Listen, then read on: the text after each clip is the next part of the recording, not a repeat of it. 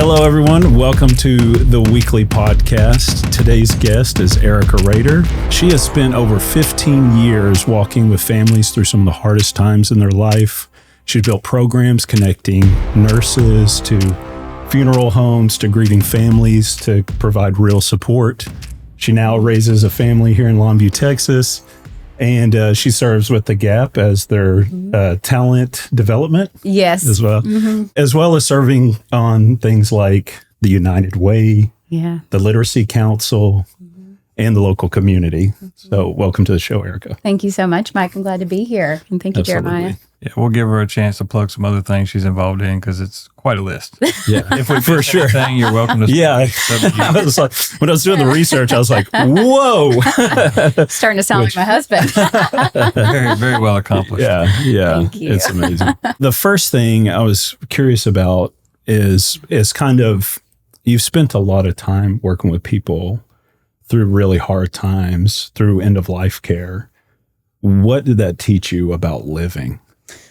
That's a really good question. It taught me that everything's temporary, and the things that we think might matter in the moment, if we can look forward and look ahead and think, is this going to matter then? Are these arguments that we're having now, are these things that we're so up in arms about? And it really, as a faith-based person, put me on a kingdom side of living and not an earthly side of living, thinking, when I'm in heaven, what is God going to say about this? Is it going to be, oh yeah, you were so right to be mad at that girl? Or is it going to be, you were a witness to my kingdom, regardless of what that is. So, and that's just given me a sense of just be able to breathe, through life. There's so many things that we can be stressed about, so many things that we as humans are, have, valid reactions to.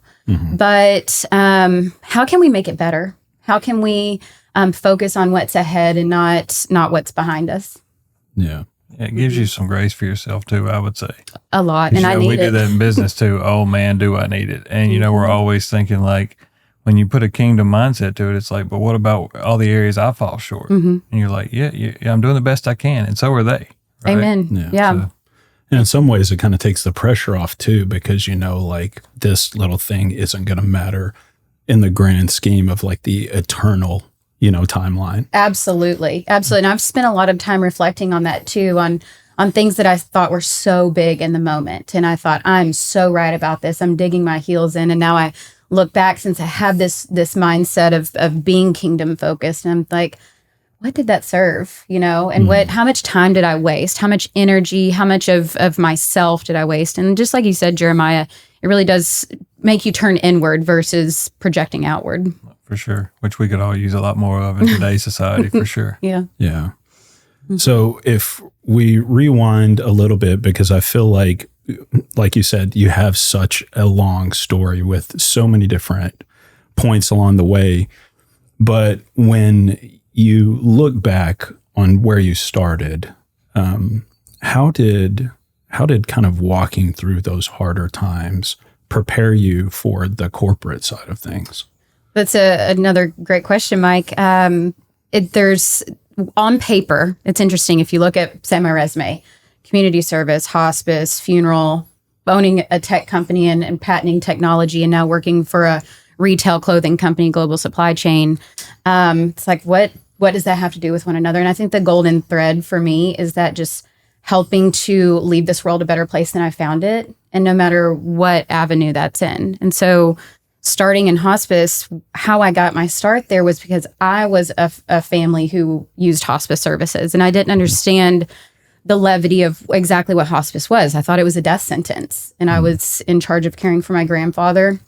And I realized that hospice was absolutely not that. And there was so much misunderstanding around it. And I thought, how can I make this better for families who are walking through the same thing that I was just walking through? So I got involved with hospice, and then through that, naturally, to the funeral home, and then seeing, okay, well, how can we make this better for families who are being, going from one set of caring hands in hospice to another, to a funeral director? How can we make that transition seamless for them? And then when I got to the funeral home and realized, okay, well, now we've really tackled the front end from a business perspective and how we handle families, but how we take care of families. But then how does that continue on? How do they remember these legacies? Families are so dispersed now. And the thought of somebody physically going to a gravesite, that's just not something our generation is doing. And people aren't even really having full funerals anymore because of cremation and just where our world is at. So how can we honor those families who are in modern day society, who don't have, family plots in their backyard, so to speak? So then that's where the technology piece came in. And then really seeing how technology can optimize our world and make it a better place. And then just when the Gap Inc. distribution center came here, I was, really a big champion for having that and the jobs that it would create, my involvement in the community, knowing that something like Gap Inc. and the amount of money that they're able to pay people who are straight out of high school and where our community is Longview, Texas is, then, okay, well, this is great. I want to be involved with that and that talent development aspect, because when we think about careers for people, it's typically linear. That assumption is it's linear. You climb the corporate ladder, so to speak. But where does that leave people who barely have a high school diploma or a GED? Yeah, where's that opportunity? And thinking of today's modern day society, so that's when I got into talent development and really reaching the people who might not otherwise know that they have another option. Right. And then through that, now I own all of talent development for the global supply chain. So we have 12 campuses across North America. And so that's expanded outside of my own community, but I definitely keep those deep roots with me in that mindset. Yeah. It sounds like you're perfect for it because like you said, it's not linear and you're the testament to that just in your own life. How are they reaching those kids? That'd be something I want to kind of go back to is like, what kind of programs are you doing? Is it like TSTC? Are you going next level or right out of high school or how are we reaching them? Yeah, right out of high school. So we have kids who come in and tour the facility, and there are internship programs. And even when people come in as what we call merchandise handlers, so that's the entry level position in global supply chain, then I reach them and I talk to them on their very first day. Some of them, they're like, hey, I'm just here because this is a good pay, and I get benefits. And then I start having that career development conversation with them from the jump. And I say, here's the opportunity that you're going to have. We focus so heavily on internal mobility. 97% of our leadership has been promoted from internally from what was a seasonal merchandise handler position. Okay. So how long have you guys been here now? So the distribution center has been here 3 years. Okay. So you've already got some stories of people that came in and have moved up. Absolutely. Cool. And it's almost a daily occurrence, which is pretty awesome. With 4,000 people in the supply chain and 1,200 of them working here in Longview, the opportunity that creates and that mobility, as I mentioned, and even something that you wouldn't think of, but we have people who come in and they just leave. They abandon the job or whatever. We give them the opportunity on rehire because we understand things happen. These kids are young. People aren't having these conversations with them. Accountability is lacking. How can we help foster that and nurture that for these kids so that they understand that there is a better path forward than just, this is hard, I want to give up. Yeah. I don't know, man. We struggle with managing 12 employees, so 1,400. It's a big undertaking. I mean, people, it's the greatest part of any business, but it's also the toughest, Oh, yeah. Absolutely. And my direct reports are all across North America. So, I'll go and visit in Canada or in New York or California, but then having to manage that remotely too. It's be interesting to get a snapshot of the culture differences too in regions, You get somebody probably not as popular anymore, but like down here, you'd expect a yes ma'am, a no ma'am, then you're not going to get that in other areas. And just the viewpoint, it'd be interesting. Right. You hit the nail on the head. And we see the realities of it every day. So while we do take a standardized network approach for all of these things, and our foundation is still the same, people first. But we do have to find that we adjust and tweak because the culture here in East Texas is, even with these kids who are coming in, I mean, truly fresh out of high school, like, oh, well, I need to give my 2 weeks in at the restaurant that I work at, that I'm, working as a short order cook. Yeah. And you don't get that in a place like, maybe further west. And so they're like, wait, you have people who want to push back their start date because they actually want to give 2 weeks notice. Absolutely. Absolutely. So you're right. I mean, we see those variances often and we adjust. Yeah. Absolutely. But it'd be pretty nice to applaud that too. You know, just from a professional standpoint of, look, this will serve you well anywhere. Absolutely. Speaks to integrity. What do you guys think about the 2 weeks notice thing? Because I've wondered that before. Like sometimes you have people that they know they're leaving. Yep. They got senioritis, you know, and does it help or does it hurt the company, you know, for that? Or what do you guys think? Are you pro or do you think you're just like, if you want to go? I think it depends on the role. I think it depends on the company. I think it depends on the lift. I think in something like an entry-level position, you know, it might be a little bit of an antiquated idea.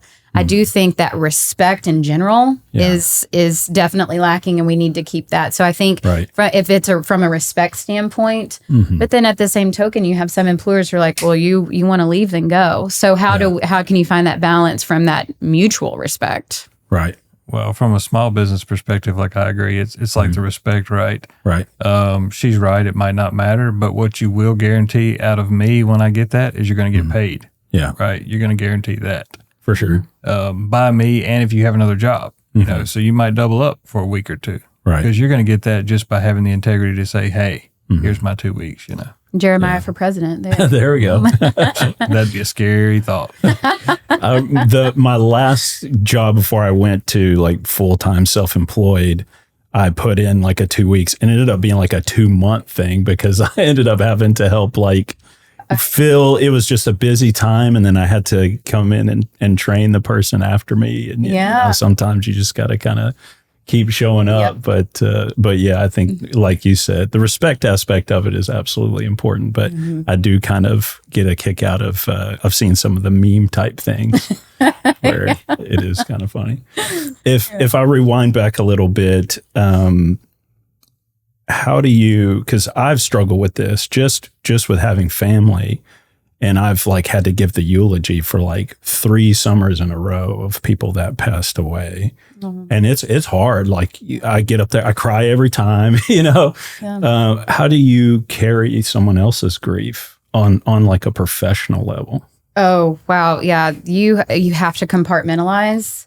But that's not always easy, but being a source of strength for somebody who is grieving actively in the moment is one of the best gifts that you can give them. And even if that means that I go home and I cry about it, which is often, or pray about it, which is every day, but I'm not doing that in the moment because that strength is needed. And so when I think about, you know, grieving families and like what you just said, giving the eulogy, and that's a huge ask.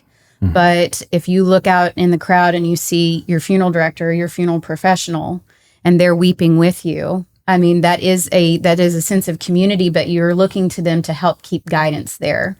And so that strength has to be there. It's not because, you know, we're like Lurch and we don't have that emotion. We absolutely do, but we understand that there's a time and a place. And as professionals, we have to carry that strength for those grieving families to be able to fall apart.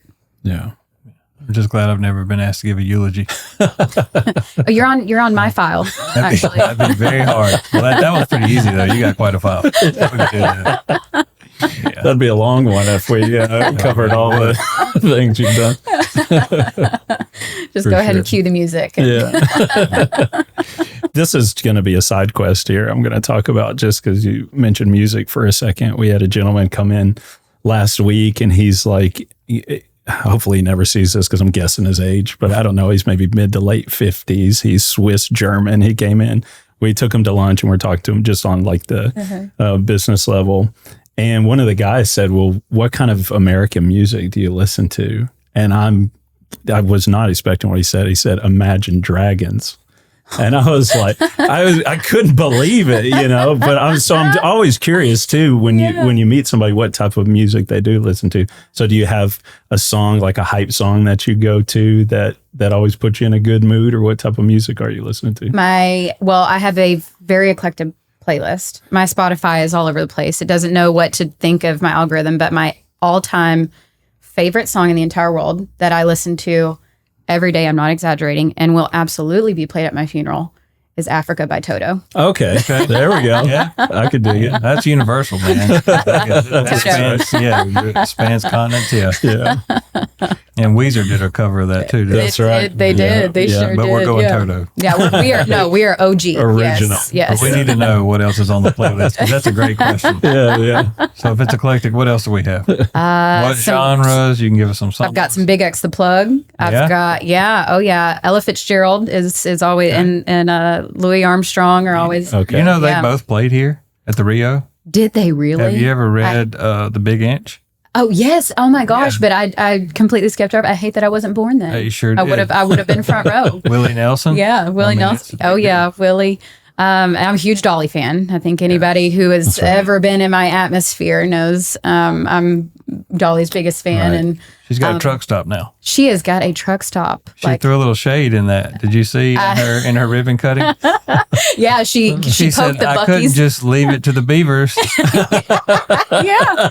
But you know, she's right, because That's Buc-ee's funny. it's not a truck stop. They don't take care of truckies. Hers is. You know, Yeah. it is. Yeah. That's She's taking care of the working man. Absolutely. Absolutely. Like, Not I look- vacationers. I'll spend my money with Dolly for sure. 100%. I go to Dollywood, love to take the kids there. I like Gatlinburg. I mean, I'd rather do that than Disney. I mean, personally. Absolutely. Yeah. A Absolutely. little hot right now. Don't know if Alex is on board, but I would.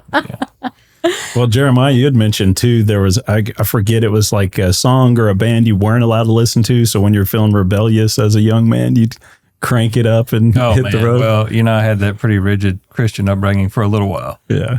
So I was almost like a pastor's kid, really young, which is probably explains a lot we won't get into from the psychoanalysis. But yeah, you know, wasn't really allowed to listen to rock and roll. Even country was monitored too. Well, honky tonk doesn't do you any good. It's all drinking, depressed. You know, my dog ran away, stuff like that.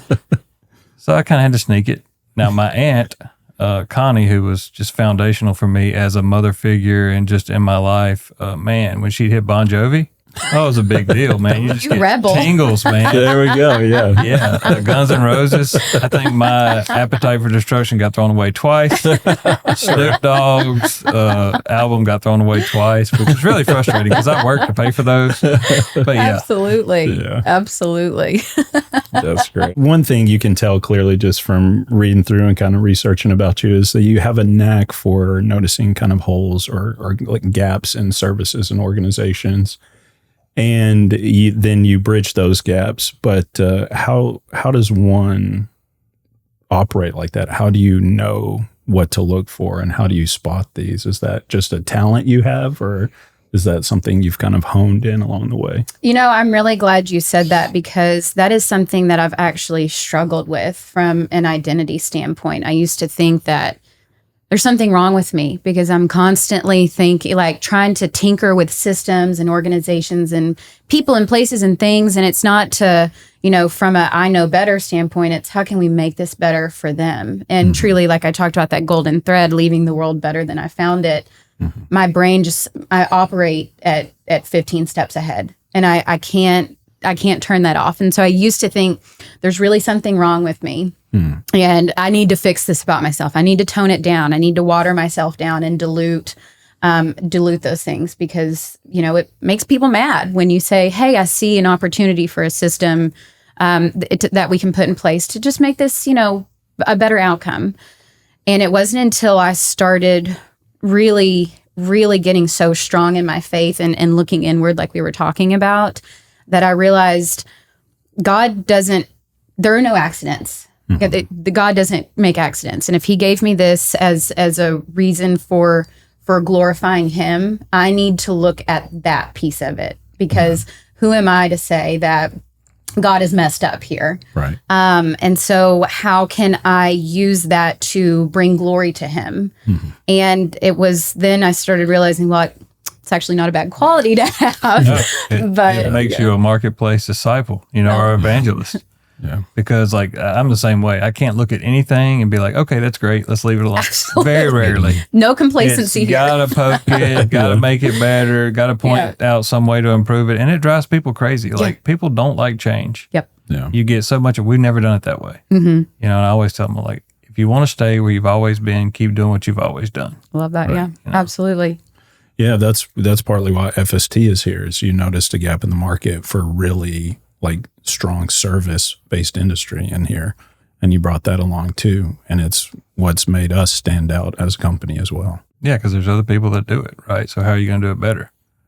Like I might not be the guy that comes up with the next widget or tech app, but I know how to improve something, Yeah, I love that. And it's just serving people. It's what she's done. It's where she learned. It's all serving people. Yeah.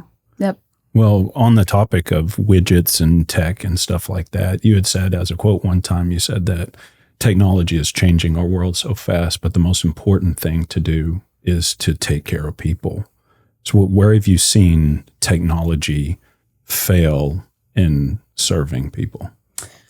Well, I think the biggest place that we can see that is AI. I mean, that's the big buzzword right now. I'm leading AI initiatives in my role, but it's gotten so hard so fast that companies are solely looking at the bottom line and not the people that are impacted. And to me, that's a huge fail because that bubble is going to burst. We know the economical impacts of major layoffs and things like that. So I won't get into that, but, Right. but yeah, I know. But that's a fail when you aren't, like Jeremiah was saying, if you aren't people first, people focused, because that's what runs this world. We're not going to be taken over by AI. We're not. Anybody who's used AI knows that. Yeah. But that to me, that's a big fail. Focusing on a system and not the people who implement the processes first. Yeah, for sure. I would agree with that. I mean, but you already see some initiatives where they're like, we implemented AI and it actually created more jobs. Like IKEA. Right. And we do the same thing. We do automation, semi-automation, and people are always like, oh my gosh, you're coming for our job. And it gets in there and you're like, no, there's a bottleneck somewhere. So it's going to move that job to another place. It's not taking your job. It's making it easier. It's making your company more sustainable. Yeah. Absolutely. And I think what's really cool too is AI done right and done ethically is you can, yes, eliminate those bottlenecks, automate systems and processes, free up time for the people who are doing this minutia of work and say, okay, well, now you have this time. Where can we upskill you in this ever-changing world? And that's AI done right. And that's, focusing on the people. Yeah. How do you build a company that is people-focused and centered? Pray about it first. And, get over yourself. And of course, there's the bottom line. The bottom line drives everything we do. Budget. That absolutely matters. But really looking at the people, talking to people. I every day I think about the Sam Walton effect. If you haven't heard of it, but Sam Walton wrote a book and he talks about if I'm within a 10-foot vicinity of someone, I'm going to say hi. I don't know even if they're my enemy, if I've never seen them before, I'm going to say hi. That's the first step. Just really approaching people and being approachable yourself.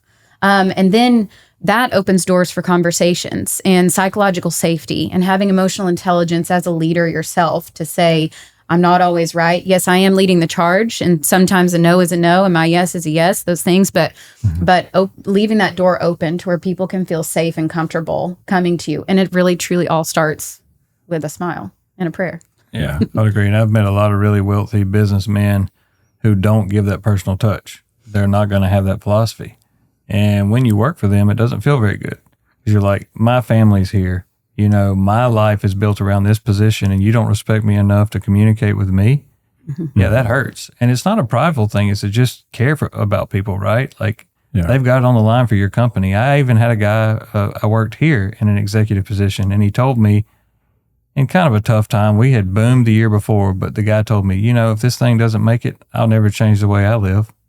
Well, now, how hard do you really want to fight for that guy? Right. You know what I mean? And on another note, I can send an email to Mark Cuban and he'll reply. I've had him reply 2 or 3 times, which is insane. It's incredible. To me. Yeah. I have a hard time keeping up with emails. Can you imagine a billionaire in Dallas? Yeah. And he replies, and he doesn't just reply to me, got it. He'll ask you a question that he read it. And you're like, how does this guy do this? Marcus Lemonis has replied to an email for me. That's incredible. That's insane to me. These are big time guys, billionaires, mega corporations, and they're just replying to an everyday, email. Well, and I mean, I think that takes us to a point too, like in being people focused, everybody has the same exact 24 hours in a day. We truly do. And so how are we going to choose to use that? And how are we going to choose to use that for impact's sake?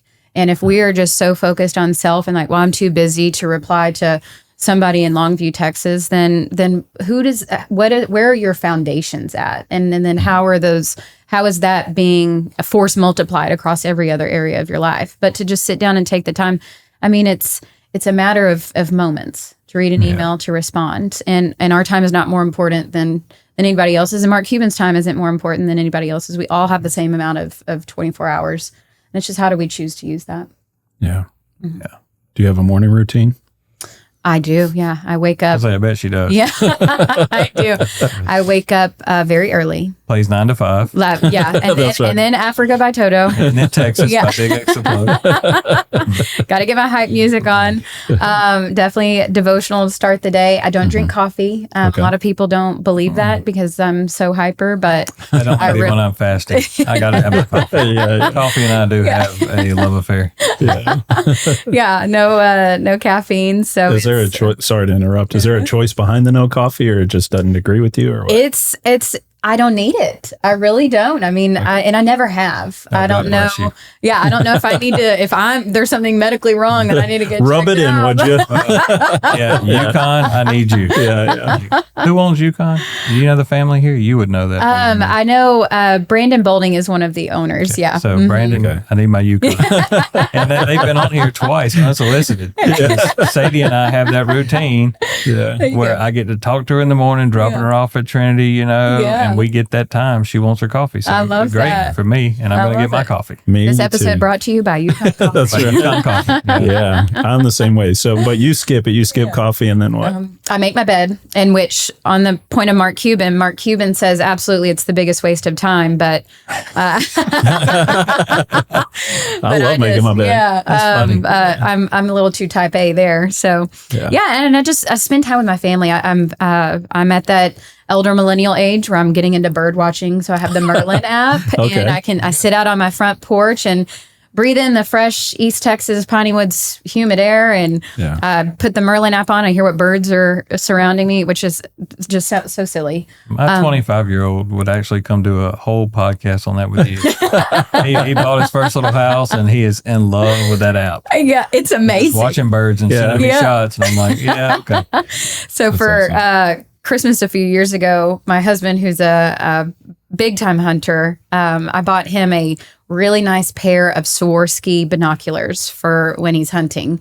I think he's maybe used them a couple of times. I have now commandeered those, That's right. And I use them to find my East Texas swallows and red cardinals and all of that. So you finally learned to enjoy a bluebird day. Cut that from the record.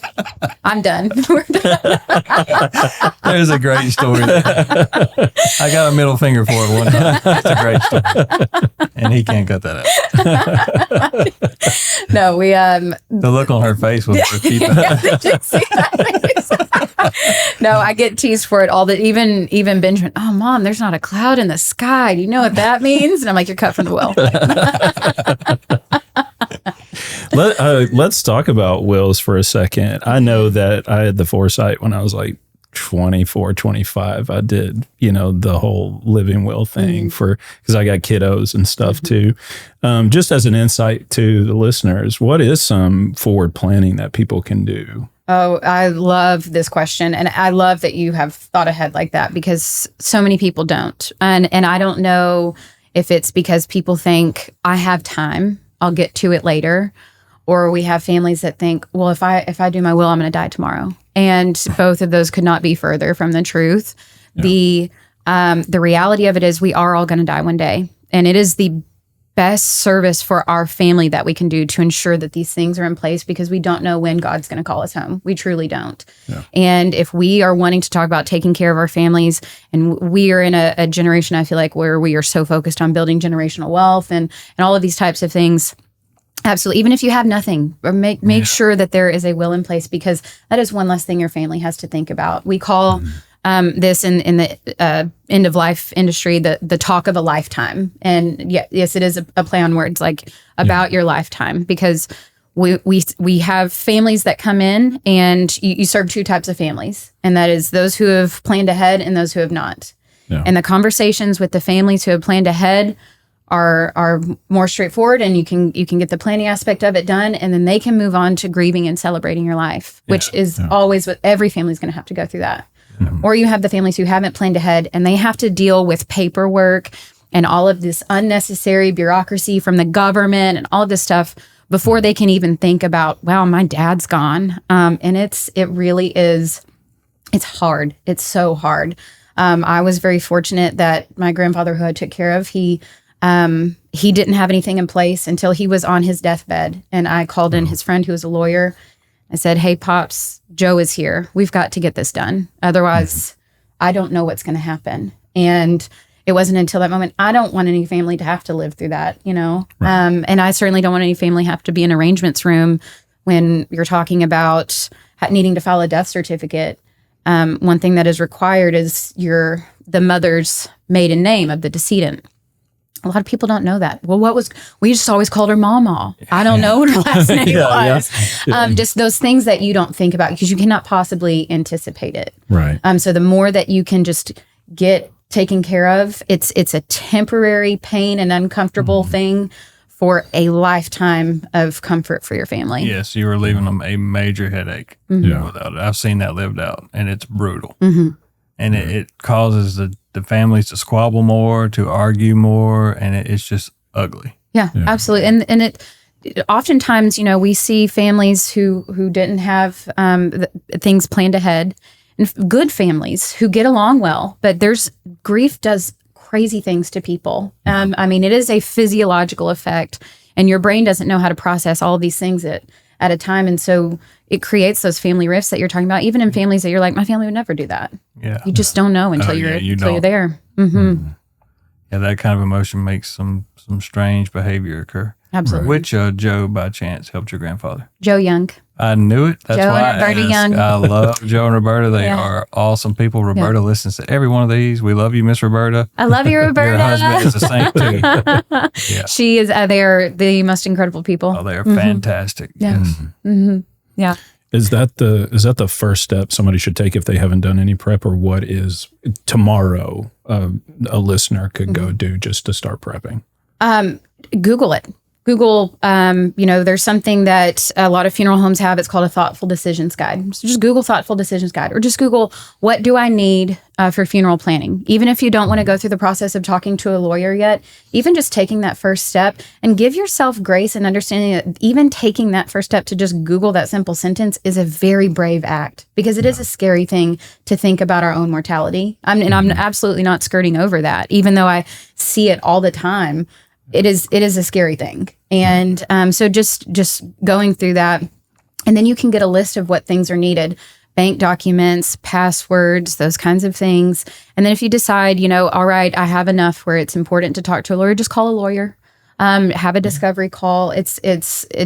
Or call the funeral home, which I know that can be even scarier too, especially if you are far from a death. But yeah, I mean, even just a simple act of Googling or talking to a friend. Hey, have you done your pre-planning? Do you have a will in place?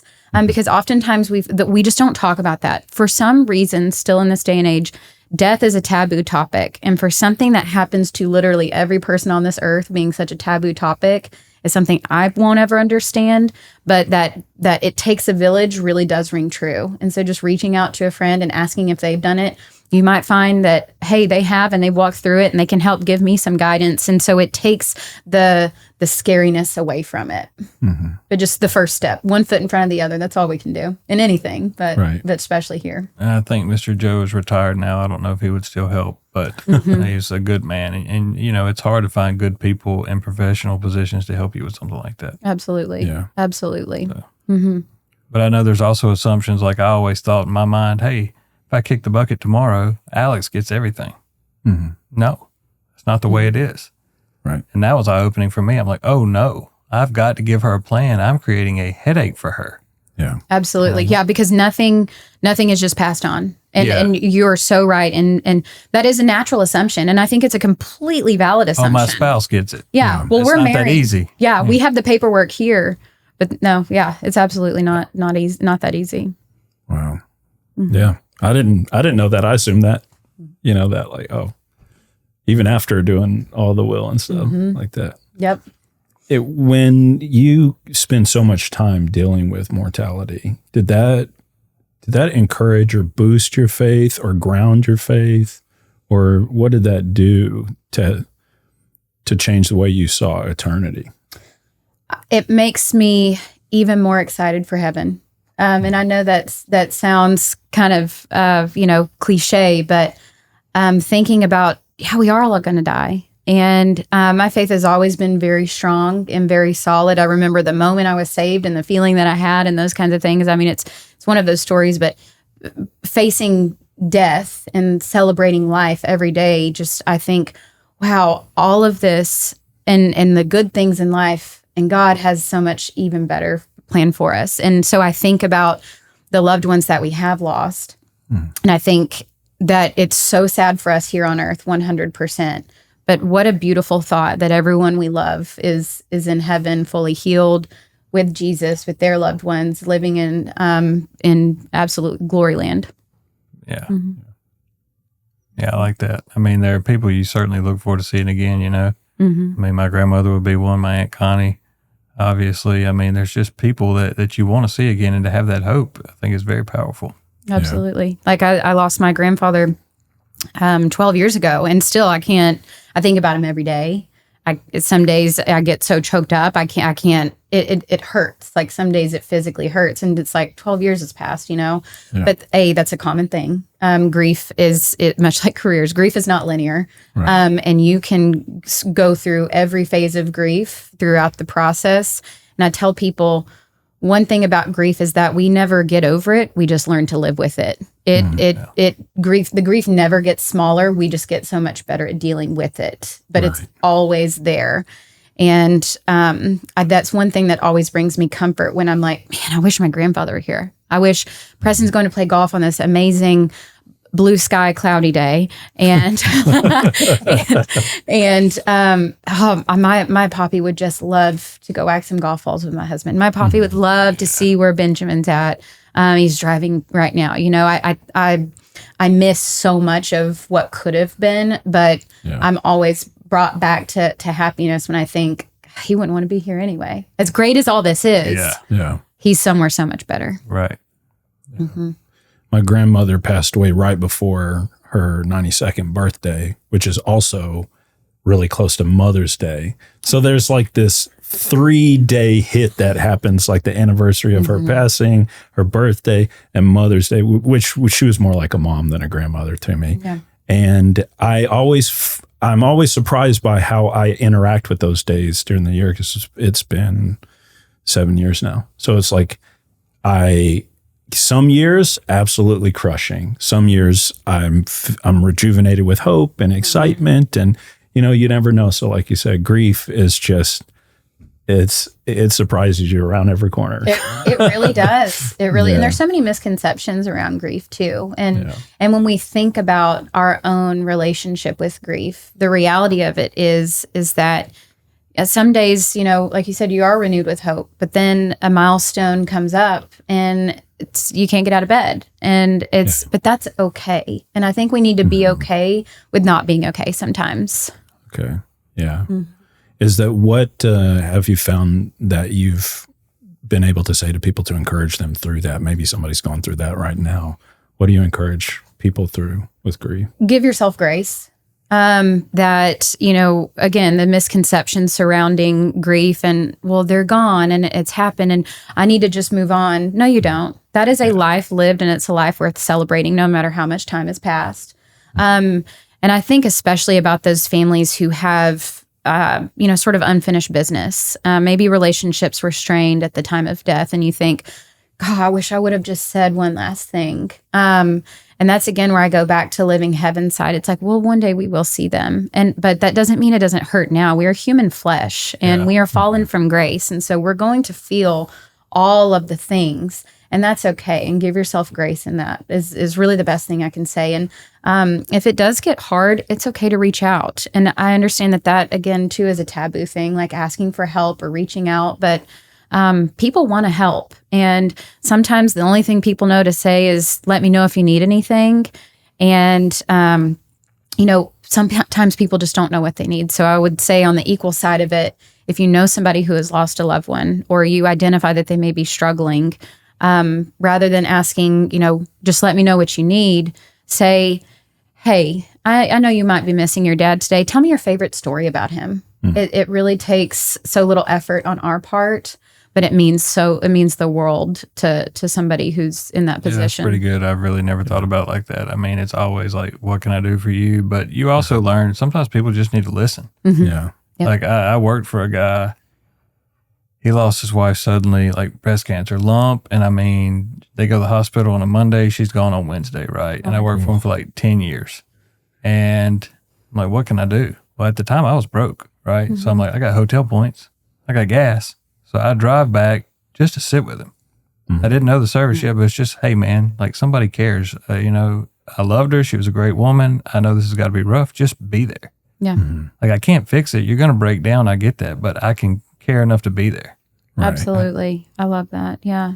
Yeah. I've heard somebody say that when you ask somebody, what can I do? That puts the burden on them to figure out how you can help them versus you just take an initiative as well, just to do something. If you're going to make the casserole, just make the casserole. If you wanted to plan something special for them, just go ahead and plan it. Absolutely. And I think, what that's rooted in from a humanity standpoint is we wait for permission. Mm. And it's not that we are intentionally putting the burden on them but we're waiting for permission on, like, is it okay if I make you a casserole kind of thing? But you're right. Just taking that action. It's something that doesn't come naturally for a lot of people because, there is that level of uncomfortability, especially if it's somebody that we do care about, but maybe not close to. We think, well, I don't want to be in a position. I don't want this to be uncomfortable or awkward.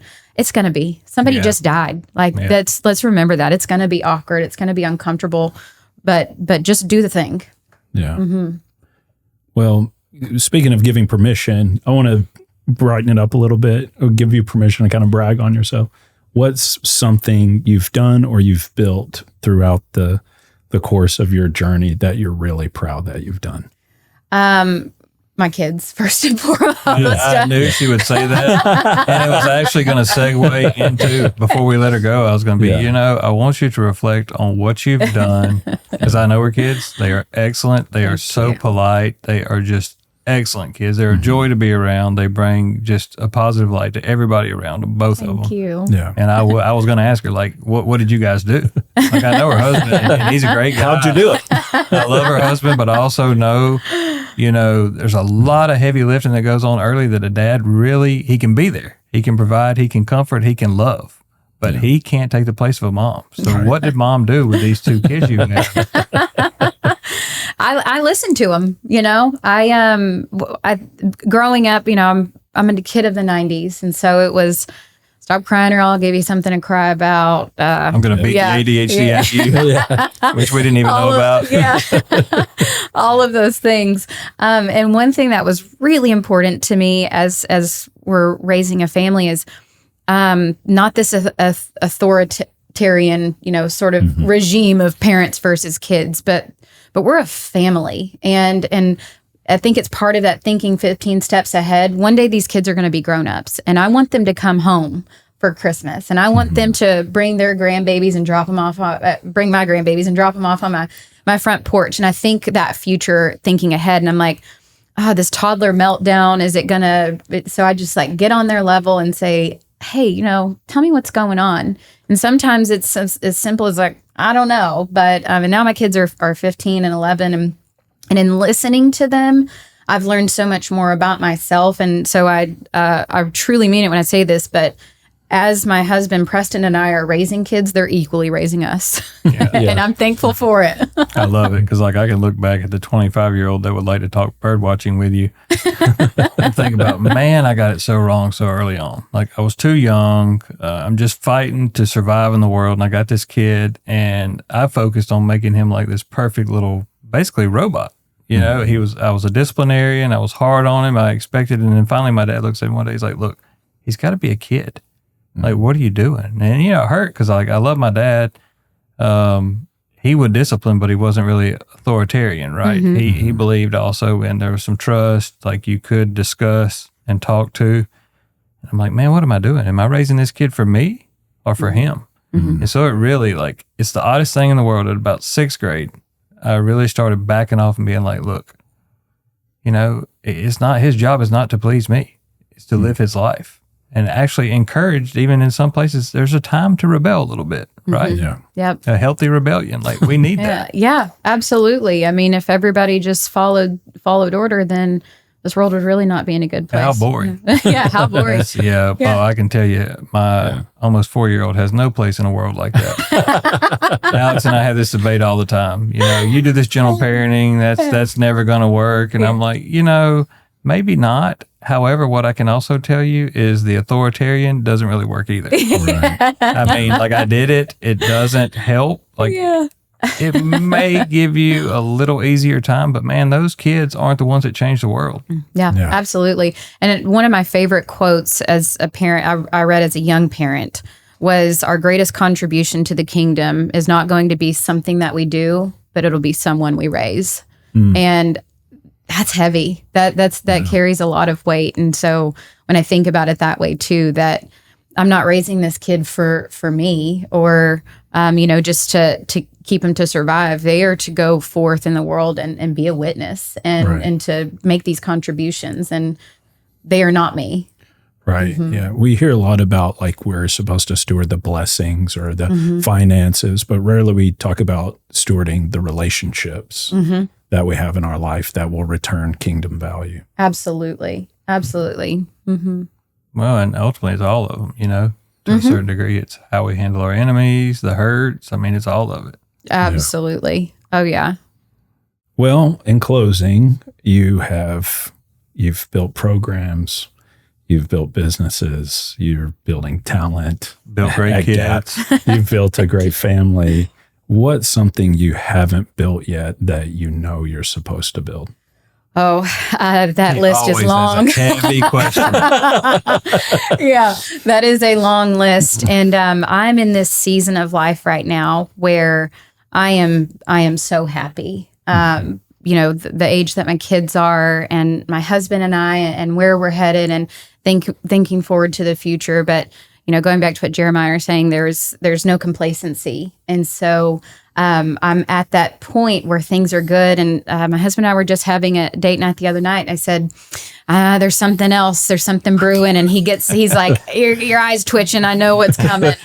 And I don't know exactly what that is yet, but I am already opening those doors in building certain relationships and certainly trusting God's path on what that is. But I know it's something. And I'm so excited for where our community is at and where we're headed and things like that. And I'm stepping into the vice president role of United Way. And we've got a lot of books that we've been giving to children through Dolly Parton's Imagination Library. We did that too. Eliana gets it. Oh, good. I'm so glad. I brought that program through United Way. And it's my kids were already aged out of it. But when Eliana's finished with her books, can I borrow them? Because I just want some Dolly books. Absolutely. I love connect with my boss and she'll get it to you. But yes, no, there's quite an extensive list. And currently I'm, on the side helping small businesses implement digital solutions by way of AI to help enhance their services and automate things that small businesses might not otherwise think of. Without impacting the people aspect, but greatly positively impacting the bottom line. Yeah. I'm really invigorated by that. Again, it goes back to the people focused part of it, but I'm seeing that it's starting to become something more that, Man, see, we need her for Longview Local. There we go. Maybe we'll just give it to her. Or you know how easy it is to change this sign right here? It can be your podcast. You're welcome to it. Like, studio's yours. Michael MC for you. It's great. Much more entertaining. I talk too much. Much more entertaining. Yeah. But well, that's amazing, and we're grateful that you've taken the time to talk to us. And you are our first female. It was an unintended glass ceiling that I did not put in place because I'll talk to anybody. It's fine with me. But yeah, I mean, we have some more scheduled, but I was like, yeah. And then I saw you were on stage with some pretty high-powered people from Gap, right? Zach Posen. Yes, and I'm like, man, we got to get Erika. She's crushing it out there. And I was like, she probably shouldn't do it because we don't have any followers yet. But the glass ceiling is now just a glass table. It's a glass table, and you're over it. So you did it. That was great. Well, it has been my honor and my pleasure. Absolutely. Thank you guys so much. Yeah, thank you as well. Yeah, thank you.